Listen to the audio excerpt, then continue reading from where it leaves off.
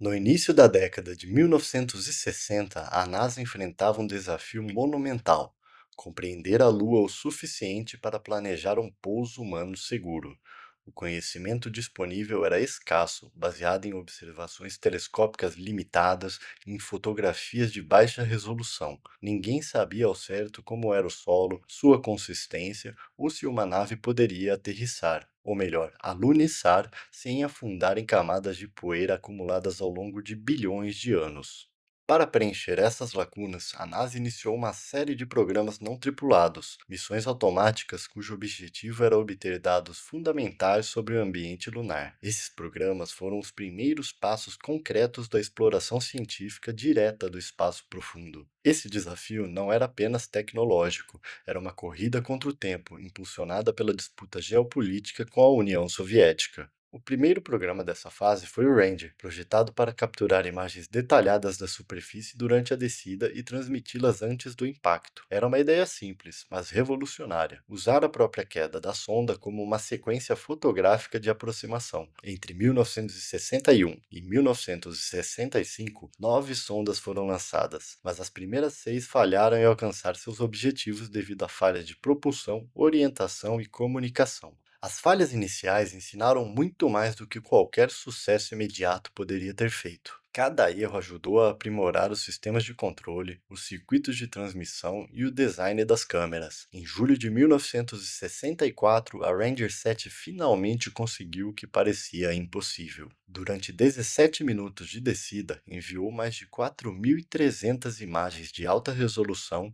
capturando detalhes que nenhuma lente terrestre havia conseguido ver. As imagens da Ranger 7 mostraram uma superfície inesperadamente complexa. Crateras sobre crateras, algumas com diâmetros de quilômetros, outras com poucos metros, e um solo irregular, com contrastes de luz e sombra que dificultariam qualquer pouso. Foi a primeira visão real da topografia lunar e uma confirmação de que a Lua era um mundo geologicamente diversificado. Em fevereiro de 1965, a Ranger 8 ampliou a cobertura, transmitindo mais de 7.000 imagens antes do impacto no Mar da Tranquilidade, local que mais tarde seria escolhido para o pouso da Apollo 11.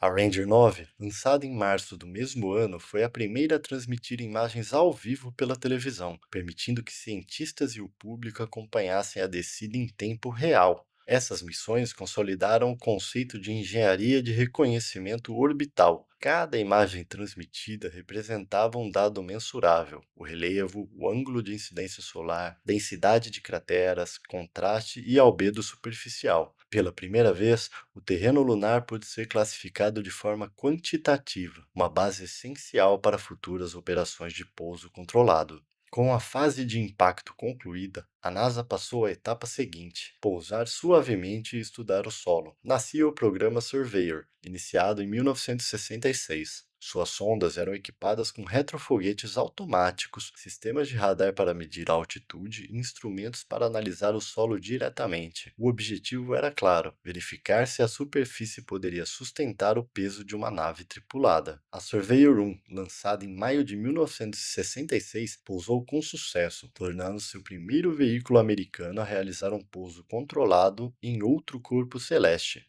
Durante 30 dias, enviou mais de 11.000 imagens, medindo a dureza e a refletividade do solo.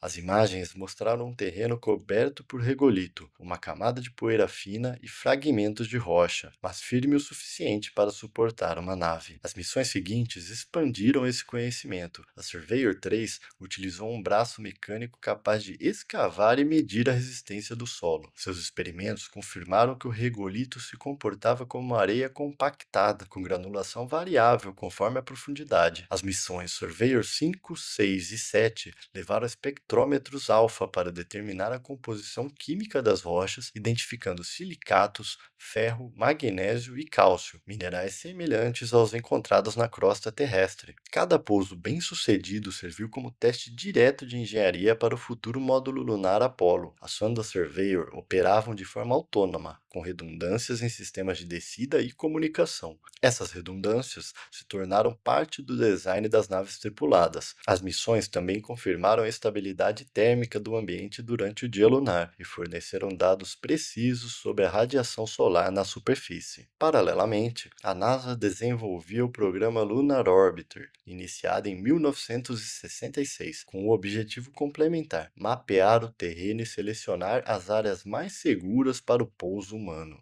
5 sondas foram lançadas entre 1966 e 1967. Cada uma orbitava o satélite e utilizava câmeras de varredura fotográfica de alta resolução, capazes de distinguir detalhes de até 1 metro. Os Lunar Orbiter produziram mais de 2.400 imagens e mapearam quase 100% da superfície visível e 95% do lado oculto da Lua. Suas fotografias revelaram feições antes desconhecidas: planícies de basalto solidificado, vales formados por antigos rios de lava e crateras secundárias causadas por impactos próximos. Os dados gravitacionais coletados mostraram que o campo gravitacional do satélite não era uniforme, o que levou à descoberta dos mascons, concentrações de massas subterrâneas que alteravam a órbita das naves. Essas descobertas foram vitais. As mascons explicaram anomalias nas trajetórias das sondas e permitiram o ajuste fino dos cálculos de navegação orbital, algo indispensável para garantir o pouso de precisão das missões Apollo. Foi uma revelação científica e operacional.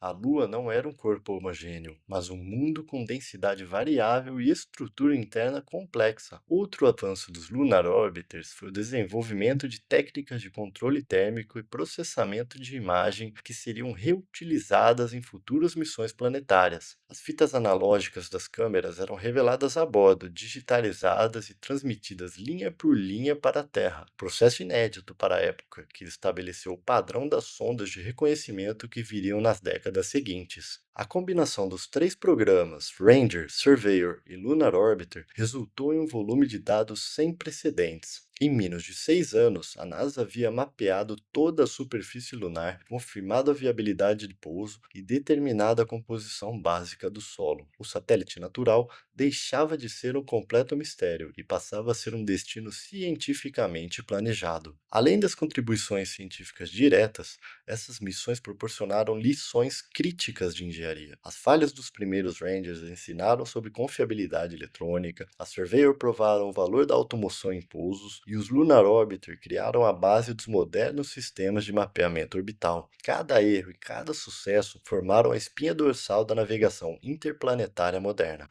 O impacto dessas descobertas foi tão profundo que os dados coletados pelos Lunar Orbiter ainda são utilizados. Eles serviram de referência para as missões modernas, como a Lunar Reconnaissance Orbiter de 2009, que revisitou os locais de pouso das Apollo e confirmou a precisão dos mapas originais, um testemunho da qualidade técnica alcançada já na década de 1960. Quando o programa Lunar Orbiter foi encerrado em 1967, a NASA já possuía as informações fundamentais para arriscar a primeira missão tripulada. Sabiam onde pousar, o que esperar e quais riscos evitar. As missões não tripuladas haviam cumprido sua função: transformar o desconhecido em previsível. Assim, quando o programa Apollo foi autorizado a avançar, o caminho já estava traçado. O que viria a seguir não seria um salto no escuro, mas o resultado direto de anos de engenharia meticulosa e de sondas que arriscaram o primeiro contato. A Lua, pela primeira vez na história, deixava de ser observada à distância para ser compreendida de perto. Obrigado por assistir. Inscreva-se no canal caso tenha gostado.